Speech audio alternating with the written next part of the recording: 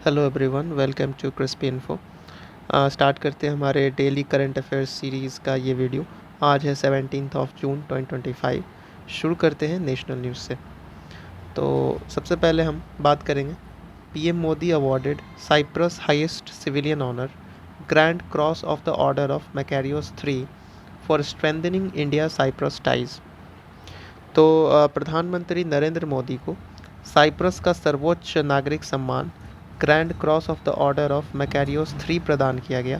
Bharat Cyprus संबंधों को सुदृढ़ करने के लिए ये प्रदान किया गया उनको सम्मान। तो अभी हाल में ही हमारे देश के प्रधानमंत्री साइप्रस के विदेश दौरे पे हैं और उनको यहाँ पे साइप्रस का सर्वोच्च नागरिक सम्मान grand cross of the order of Makarios 3 दिया गया। जैसे हमारे देश में जो सर्वोच्च नागरिक सम्मान अवार्ड है वो है भारत रत्न, तो उसी तरह से साइप्रस में भी ये अवार्ड है वो उनको दिया गया।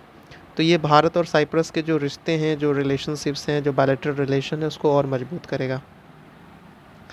आगे बढ़ते हैं। Law minister Arjun Ram Meghwal highlights goal to make India a global arbitration hub pushing for institutional ADR alternate dispute resolution and judicial minimalism. तो कानून मंत्री अर्जुन राम मेघवाल ने कहा है कि भारत जो है वैश्विक मध्यस्थता केंद्र बनेगी और जो हमारा जोर है वो वैकल्पिक विवाद समाधान के ऊपर है और न्यायिक हस्तक्षेप में कमी करने के ऊपर है। तो इंडिया को आर्बिट्रेशन हब बनाने के ऊपर जो है वो कवायद की गई है और हम ये कोशिश करेंगे कि हमारे जितने भी इंस्टीट्यूशनल रिफॉर्म्स हैं, खासकर जब हम विवाद समाधान के ऊपर बात करते हैं तो उसके ऊपर हमारा फोकस रहेगा कि जितने भी जो न्यायिक हस्तक्षेप है उसके ऊपर कमी की जाए। आगे बढ़ते हैं। India 16th census announced for 2027 first digital and caste based count with operations starting after June 2025 notification. तो भारत की 16वीं जनगणना की घोषणा कर दी गई है। 2027 को संदर्भ तिथि मानकर होगी पहली डिजिटल वो जाति आधारित जनगणना। तो पहली बार ये होगी कि जो यहाँ पे डिजिटल मीडियम से जनगणना कैरी आउट की जाएगी और उसके साथ साथ जो कास्ट सेंसस जो है, इनमरेशन है, वो भी यहाँ पे किया जाएगा और 2025 से इसकी जो है प्रक्रिया शुरू होगी और माना ये जा रहा है कि 1 अक्टूबर जो है 2026 से जनगणना स्टार्ट होगा ऑफिशियली 00 आवर्स में उन एरियाज़ के लिए जो हिली एरियाज़ हैं, ठीक है, जैसे कि लद्दाख एंड ऑल। और उसके बाद जो कट ऑफ डेट है वो रखा गया है 1 मार्च 2027 जो हमारे नॉर्मल जो एरियाज़ हैं उनके लिए। तो ये इंडिया का या 16th जो है वो यहाँ पे सेंसस होगा। 2011 में लास्ट सेंसस हुआ था, उसके बाद जो है कोविड आ गया जिसकी वजह से इसको रोकना पड़ गया और अब जो है 2027 में ये जो है जनगणना यहाँ पे किया जाएगा। आगे बढ़ते हैं। Visakhapatnam to host international day of yoga 2025 marking 10 years of international day of yoga with Andhra's Yogandhra initiative targeting 2 crore outreach.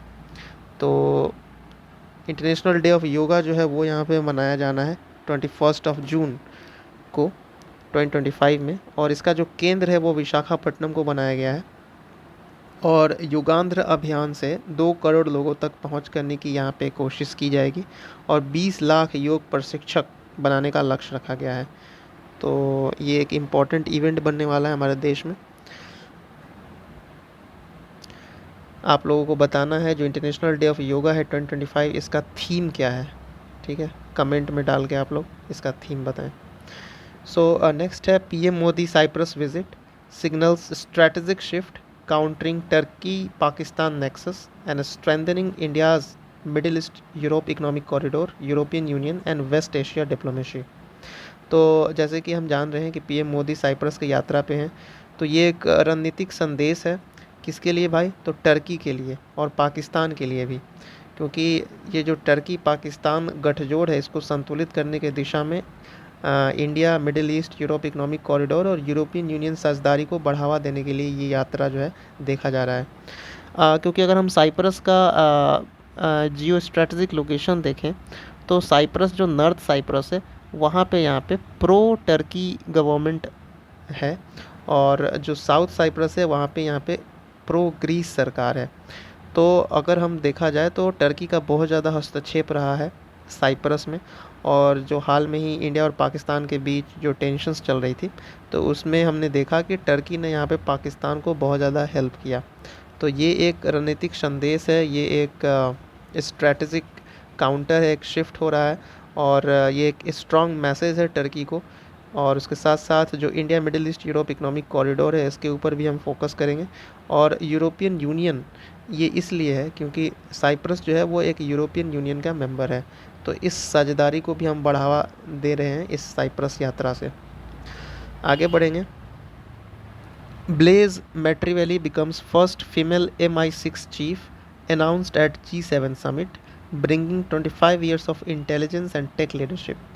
तो ये जो MI6 है ये एक खुफिया एजेंसी है यूके की, और ये पहली बार हो रहा है कि कोई यहाँ पे महिला प्रमुख बनाई गई हैं। तो ब्लेज मैट्रीवेली MI6 की पहली महिला प्रमुख बनाई गई हैं, और इनके पास 25 वर्षों का खुफिया अनुभव है। और ये जो घोषणा है ये यहाँ पे G7 शिखर सम्मेलन में किया जाएगा। तो बेसिकली जो G7 समिट है ये यहाँ पे कनाडा इसको होस्ट कर रहा है इस बार। तो ये एक बहुत ही इम्पोर्टेंट है फॉर टेक लीडरशिप और इंटेलिजेंस के ऊपर लेके यूके के लिए।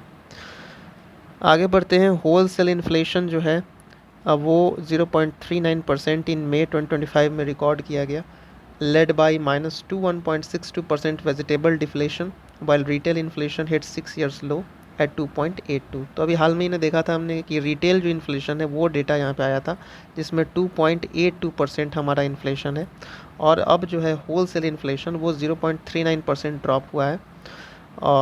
तो जो भी महंगाई है उसमें यहाँ पे राहत आई है, एंड दैट्स वाई हम देख रहे हैं कि जो भी इंटरेस्ट रेट है बैंक्स के द्वारा वो यहाँ पे घटाया जा रहा है, ताकि यहाँ पे मनी जो है वो यहाँ पे लोगों के पास आए और लोग जो है ज़्यादा से ज़्यादा खर्च करें, क्योंकि इन्फ्लेशन जो है बहुत ही अपने मिनिमम लेवल पे है। आगे बढ़ते हैं, अपॉइंटमेंट न्यूज़ देख लेते हैं। Arun Srinivas appointed Meta India head effective July 1 to lead business expansion AI reels and messaging strategies.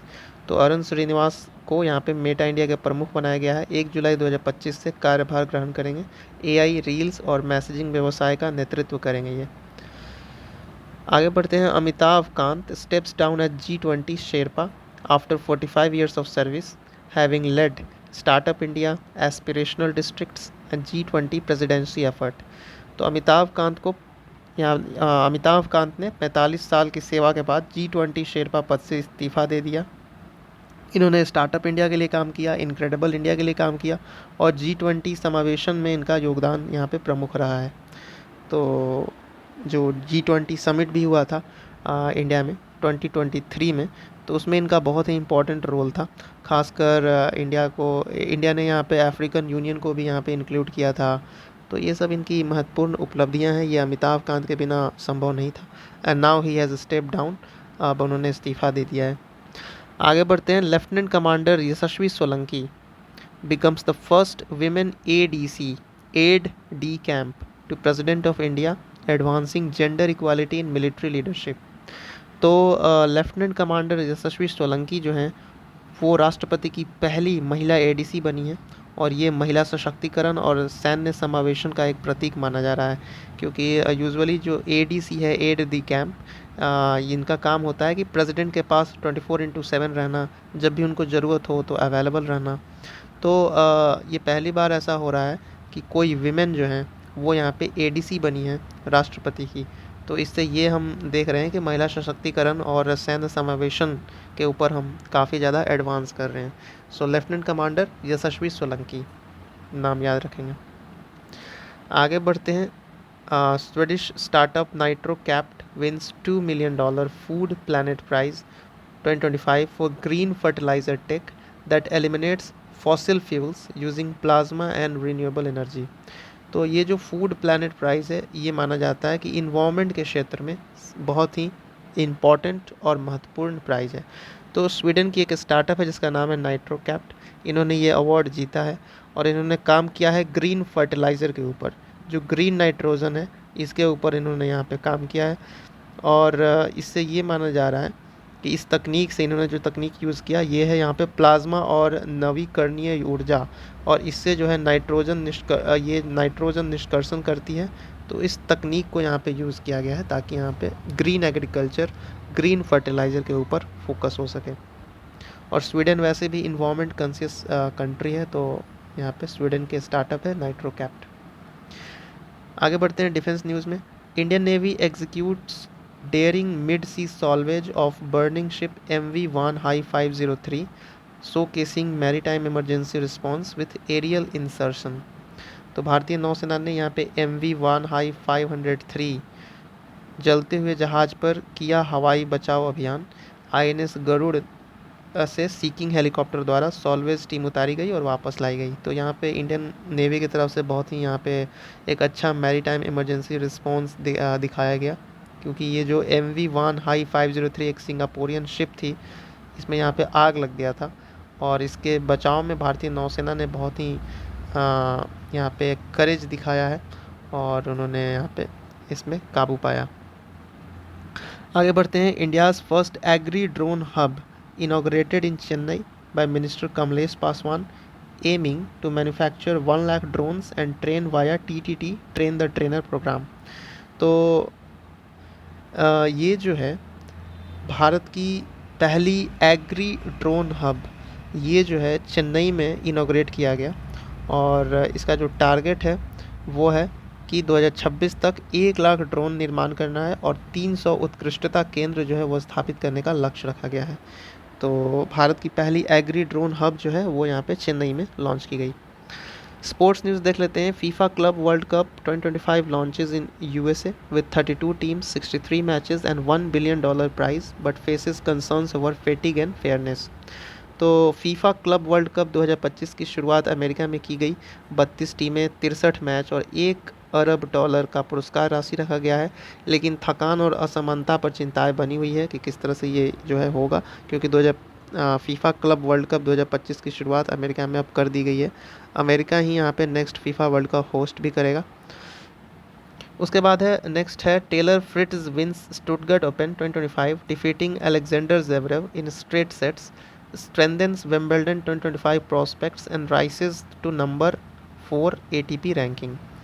तो यहाँ पे विम्बल्डन जो है वो यहाँ पे होने वाला है 2025 का, और उससे पहले स्टुटगर्ट ओपन हुआ, उसमें टेलर फ्रिट्ज ने यहाँ पे अलेक्जेंडर ज़वेरेव को सीधे सेटों में हराया है। तो इससे जो है और उनकी आत्मविश्वास में वृद्धि होगी और ATP रैंकिंग भी उनका यहाँ पे इम्प्रूव हुआ है, 4th रैंकिंग हो चुका है टेलर फ्रिट्ज का। आगे बढ़ते हैं। MCC बैन्स बन्नी हॉप बाउंड्री कैचेस, ठीक है, under law 19.5.2 enforcing fair play and consistency from June 17 2025 ICC and October 2026 MCC। तो MCC ने यहाँ पे बन्नी बाउंड्री कैच पे प्रतिबंध लगाया है। क्रिकेट में एक कैच होता है कि जैसे ये बाउंड्री है, यहाँ पे एक फील्डर है, ये कैच लेने के लिए उछला और इसके हाथों से कैच अगर छूट जाता है और बगल का फील्डर अगर ले लेता है एक प्रयास में, तो पहले ये मान्य हो जाता था।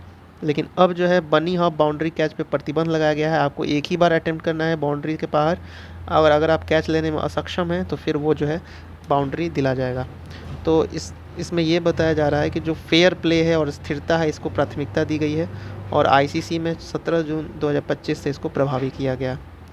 तो thanks for watching this current affairs video. अगर आपको अच्छा लगा तो प्लीज़ सब्सक्राइब द चैनल और लाइक करिए वीडियो को और शेयर करिए अपने फ्रेंड्स के साथ। Thank you so much for watching.